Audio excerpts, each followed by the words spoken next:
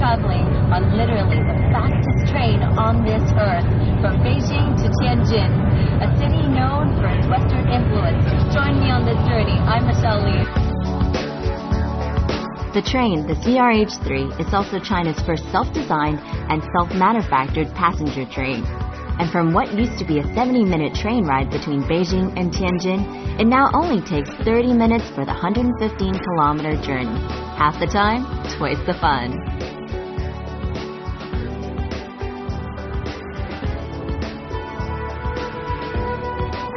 And I've arrived in Tianjin City! That's probably the quickest journey I've ever taken. But now it's time to explore. Onwards! Being the third largest city in China can't be easy, especially when you have to compete with the likes of older siblings Beijing and Shanghai. But Tianjin holds her ground well. The coastal city, washed by the Bohai Sea, was once the most convenient access point to China's capital from overseas. Its unique geographical location determined Tianjin's fate as a hotbed of cultural and imperialist clashes. Now, I've read a fair bit about the city being an open museum, with its rich legacies of the different societies that once laid claim to its port. And on my way there, I'm charged with curiosity, wondering how accurate the picture I'd painted of the city in my mind's eye from the various historical snippets I'd read was.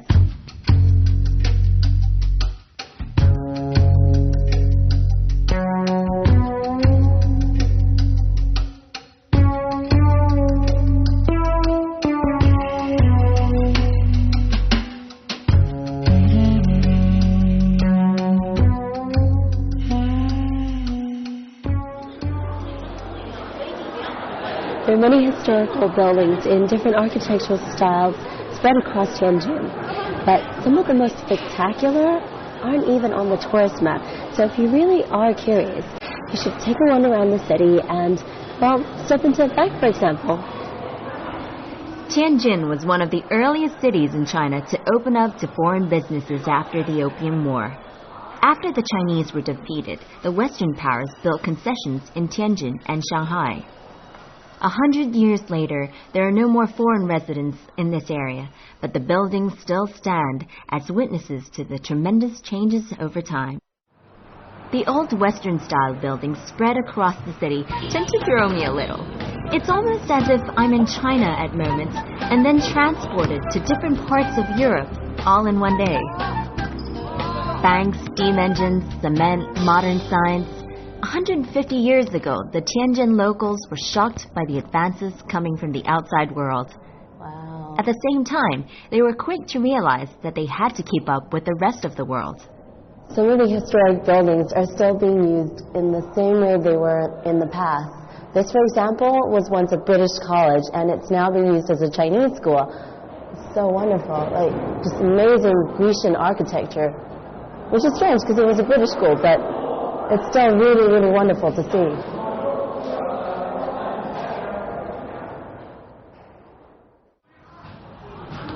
While watching these young Chinese students playing basketball, I can almost imagine the Victorian period students on the same field, enjoying a different sport perhaps, but showing the same enthusiasm.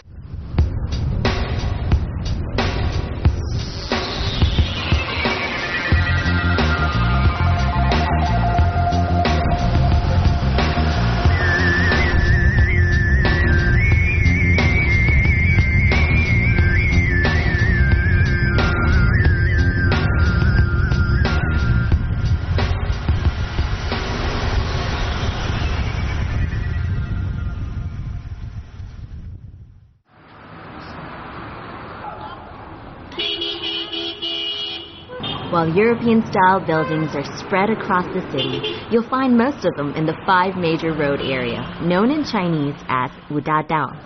This area attracts tourists, avid photographers, and people interested in old architecture.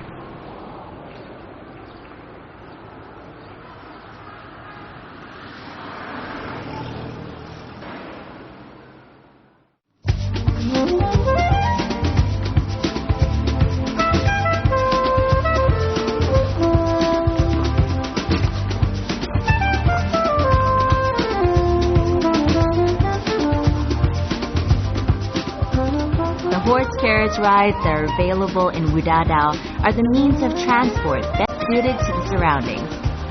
The clip-clop of the horse's hooves and the winter sunshine through the plane trees take me away from the heaviness of history, and I find myself mesmerized by the collage of fairy tale villas.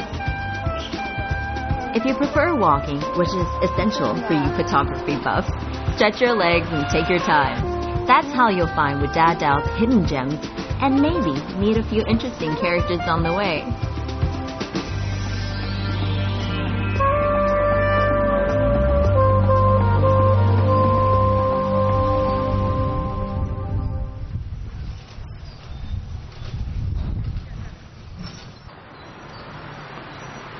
While I'll never be able to see the heyday of this concession, just walking around allows me to experience a part of history. The different styles of architecture reflect the various countries of the people who once inhabited these homes. And it sure was a melting pot of different cultures.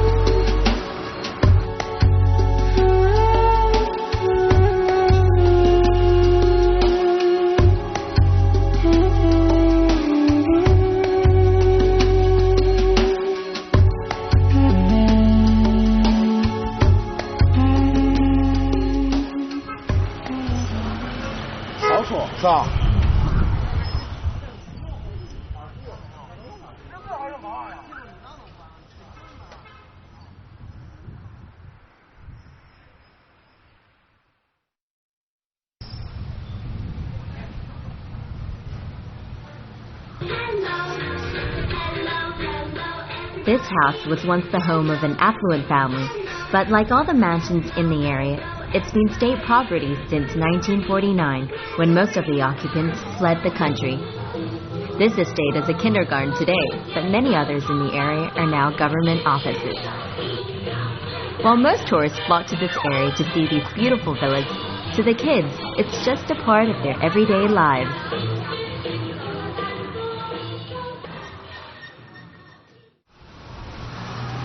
With its 230 Western-style villas built in the 1920s and 1930s, I believe Wudadao deserves the reputation of being a world-building exposition. I've been told that there are 89 English-style buildings, 41 in the Italian architectural style, 6 French-style ones, 4 German, 3 Spanish, and 3 featuring a Chinese-Western mix. All in all, that's quite a mix.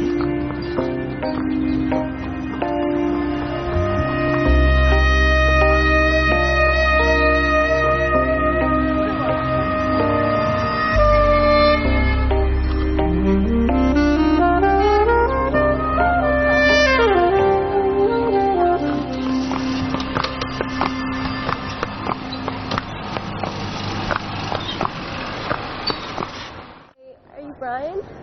Hi. My Michelle. name is Brian. Yep. Yeah. Welcome to Tianjin Museum. Thank you. And this is the biggest museum in... To better understand Tianjin's and even China's history, I recommend a visit to the Tianjin Museum, where you'll get a more accurate account of the city's earlier years. With Brian's help, I learned that foreign troops landed in China at Dagukou Port near Tianjin in 1860 and marched on to Beijing. Tianjin then became an open city where foreigners had judicial authority. Here you can see the industrial civilization in the history of Tianjin. And this is the steam hammer. It's introduced from Britain. Oh, 1882. Wow. Influenced by Chinese and Western politics and the convergence and contradictions of culture, Tianjin learned to accommodate the old and new and flourished as a busy, multicultural industrial city. Many Chinese entrepreneurs started private industrial companies here. Brian also tells me Chinese culture in Tianjin has not been watered down as a result of the foreign influences. Instead, the city has become a stronghold of many traditional forms of art. and Tianjin still maintains a rich heritage of traditional performing arts. Tianjin's history is a crust of colonial influences and deep-rooted Chinese tradition. Just knowing that it's a port city is one thing. What's really important is getting a sense of what it was like back in the past. I don't think that you really see a city till you've learned a little about its history. Many historical dramas were staged here at the Astor Hotel. From the blue-blooded to the many VIPs who played a part in changing the face of China, numerous famous people have passed through these very doors of the oldest and most famous hotel in the heart of the city. The old wood-paneled floor, the vintage clock, stairways, and elevator at the Astor set the tone of what I know is going to be an unrivaled hotel experience. Housekeeping.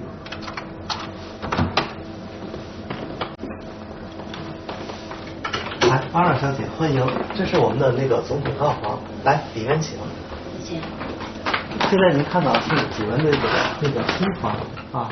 Before I settle into my room, the hotel kindly offered to give me a tour of one of their more exclusive rooms, perhaps to tempt me into a more luxurious option. It's the room that was reserved for Dr. Sun Yat-sen, the founder of the Republic of China, whenever he visited the city. Oh, wow. It says here that this was the original meeting table that Dr. Sun Yat-sen would use whenever he stayed in this suite. Can you imagine? Beautiful. 来，继续请，这边是那个主人那个卧室啊。Please. Thank you. 哇，非常大吧？ Yeah, it is really big. So how much would a room like this cost? 啊，这 at least 5,000 include breakfast. 5,000 including breakfast. So can I get a discount? Yeah. Yeah? Okay, I'll hold you on that.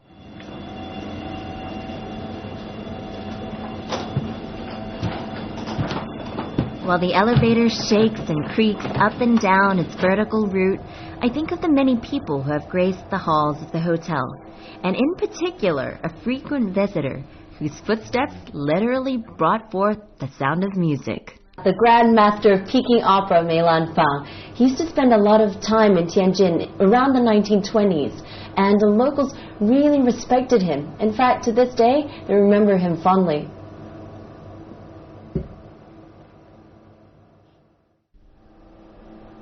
In the old wing of the hotel, the rooms reflect the personality of the guests that once occupied them. Mei Lanfang's room personifies the old Peking opera master's creative energy. It's not cheap to stay in the rooms once occupied by Dr. Sun Yat-sen, Mei Lanfang, or any other celebrity. But if you're a fan, the experience outweighs the cost. It's one thing to be given a sense of history, but quite another to experience it. To walk the halls with their step-worn, creaking floorboards and smell the muskiness of walls filled with secrets from the past. Much of the old furnishings, antiques, and memorabilia presented by guests such as Puyi, the last emperor of China, have remained within the hotel premises.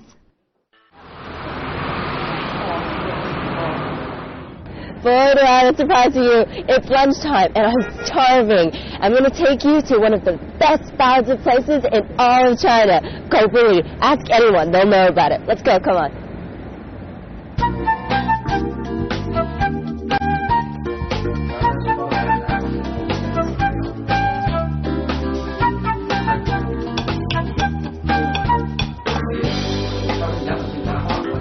I couldn't possibly come to Tianjin without trying a gobuli baozi.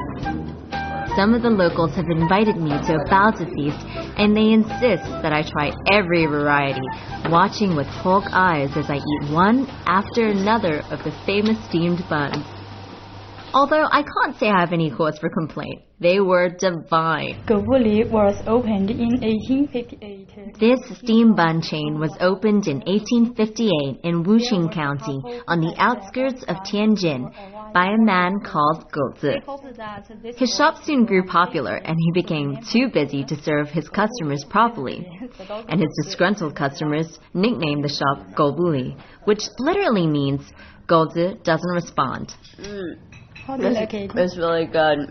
What meat is inside? It's pork. Okay. Pork. That's really good.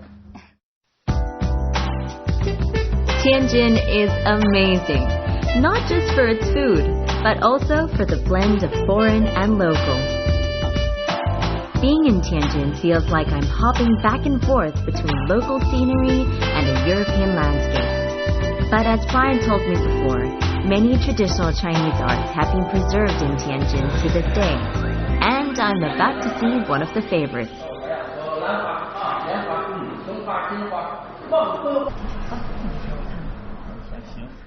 咱们天津是戏曲曲艺之乡，天津人爱听相声，其实全国观众都爱听天津人说相声。I've heard the locals say that Tianjin people are known for their fondness for xiangsheng, the comic crosstalk, ballad singing, and folk operas. 今天呢，想跟张老师请教一个问题，什么问题呀？我想问问您呐，为什么天津人说话特别哏儿？这叫什么问题呀？本定刀害，真假不辨，灾祸生了，此去期间多留意，路湖上可不止一个白骨精啊！打板就唱，打板起唱。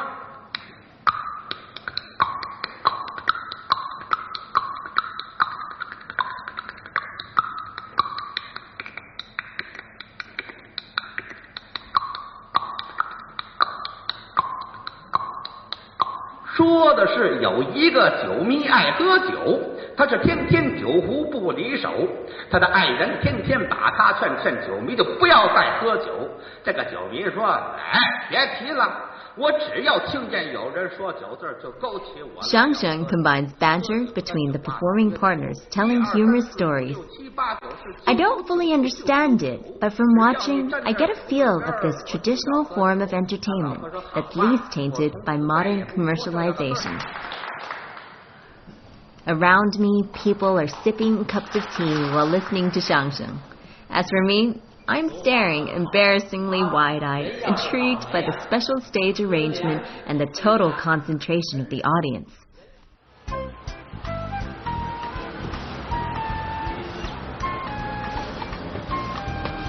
Now, I've gotten special permission to visit a place that most tourists won't see, so I thought I'd take you along for a quick look.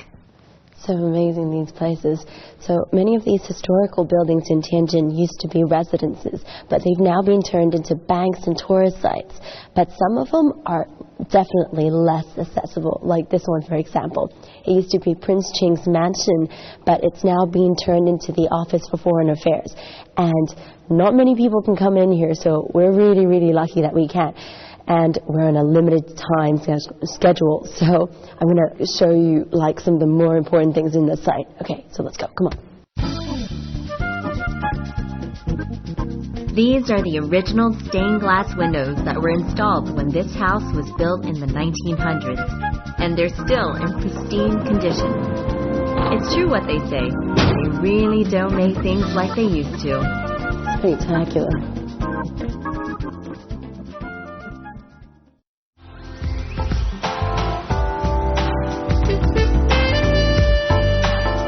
It's been a long day, but I'm determined to get a feel of Tianjin's nightlife. Tianjin has a long history of being a multicultural city, and I figured it wouldn't be too hard to find some decent European fare. Hi, Misha. This is Kirstin Restaurant. It was formed in 1901 by Kirstin. Kirstin is German people. And he was joined by another German people in 1936. Yes. Really nice. Is this your first time here? Yeah. It's first time. Hello. Thank you. Here we are. Hi. This is escargot. Really? Escargot de Bourgogne. This is really the best meal in France. The manager of the French portion of this restaurant told me that Kiesling established its name as a top-class restaurant in North China and was once the haunt of many dignitaries. It has changed a lot over the years, but up to this day, it keeps its original name.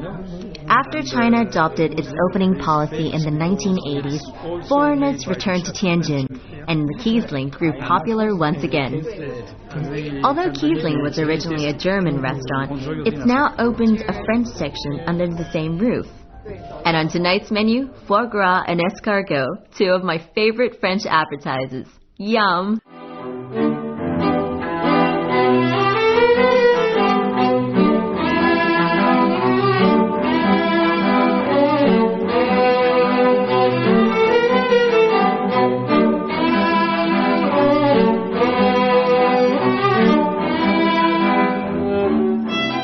Tianjin is a city famous for its historical and cultural significance in China, so much so that it's known as the birthplace of culture and arts in northern China. It's often called the cradle of operas, but traditional arts aside, contemporary art and orchestras have found a place in Tianjin too. In the day, the city is a hub of culture. At night, it comes to life, buzzing with excitement and intensity, merging the residents' contemporary lifestyle with its historical architectural setting. It's not a city that never stops, but like the Haihe River that runs through the city center, it's a city with its own rhythm, one that moves, slowing down and speeding up at its own pace.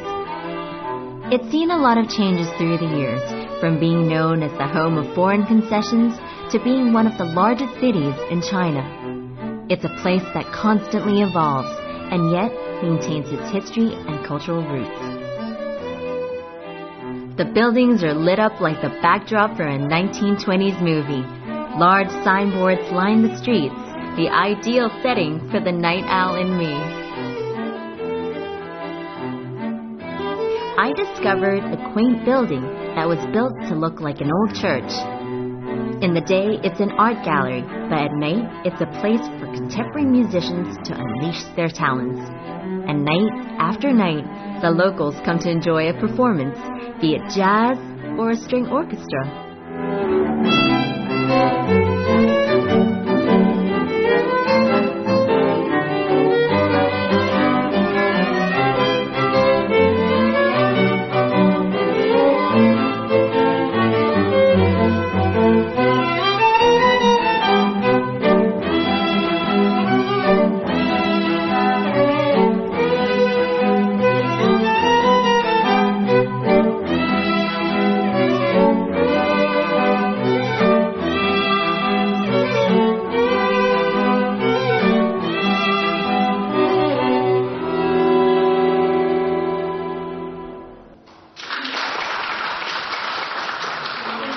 After the performance is over, I stay behind to watch as a student gets a private lesson from her teacher. One might think that Tianjin is similar to the nearby capital of China, Beijing, but you'll only need to visit to see the vast differences between the two cities.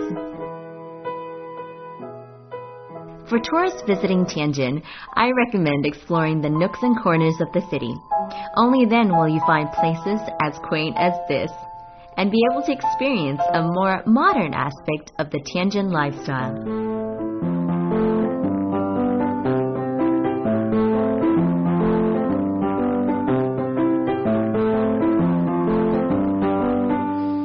Well, you know what? If you're hoping for some kind of masterpiece, you're going to be pretty disappointed because I've pretty much forgotten how to play. But you know what? Being in Tianjin has really inspired me to reconnect with my love for arts and architecture, and I hope it did the same for you. But we've got to go for now, so I hope you enjoyed the trip. Thanks for watching Travelogue, and I'll see you next time. I'm Michelle Lean, reminding you to keep those bags packed.